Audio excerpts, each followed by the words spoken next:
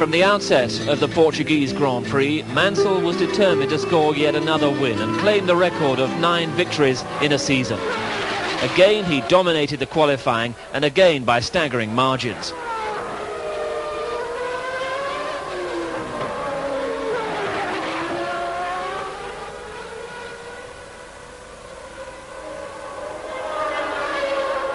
Patrese was relatively close, but Senna was again more than a second away.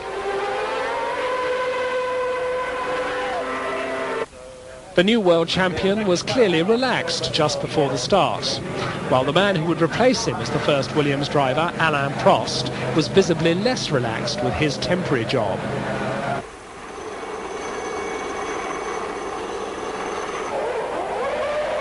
Green light.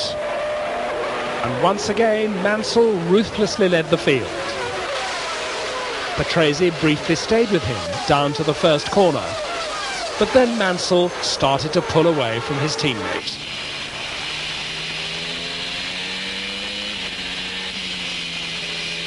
Once again, it was looking so very easy for the Williams-Renault team. Meanwhile, Schumacher had to start from the back of the grid due to engine problems, but he was soon catching up. Here he passes the hapless Capelli in his last race for Ferrari. Tyre stops were the order of the day. Ayrton Senna had to stop no less than 4 times during the race. Riccardo Patrese stopped only once, but his pit stop went badly wrong. For agonising seconds he sat there while the Williams mechanics struggled with his wheels. And while he was there, he dropped from 2nd place to 4th, behind the Austrian Gerhard Berger. While he was there, Martin Brundle stopped at the same time, although his pit stop went more on routine lines. But during all this excitement, that meant that the Lotus of Mika Hakkinen briefly held 2nd spot, his highest ever race position. Then he too needed a stop and rejoined 5th. After his delay in the pits, Riccardo Patrese caught up quickly with Gerhard Berger's McLaren. Catching him was one thing, passing him would prove to be an entirely different matter.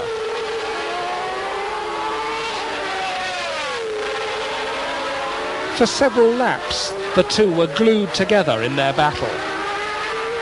But awaiting Patrese was potentially the worst accident of his career.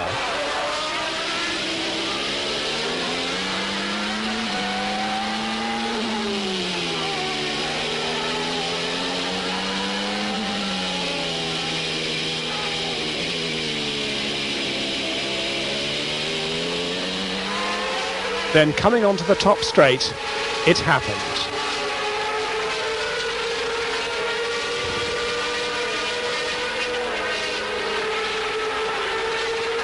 Berger saw it this way. I couldn't say that it was my fault, I couldn't say it was Riccardo's fault, it was just a misunderstanding.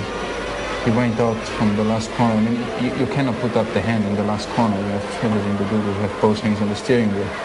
And I went out and straight away, when I come out, I positioned the car straight away in the middle and to go into the little bits. And I thought he's gonna come left, because the last time when I looked at the mirror, it was quite a big gap still.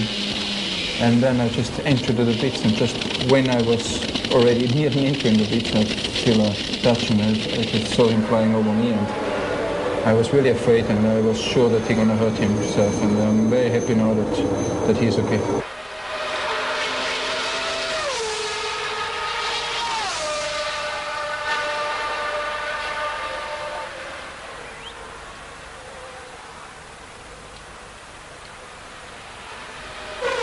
Patrese survived the crash badly shaken but completely unhurt. It was another testimony of exceptional solidity and strength in a modern Formula One car.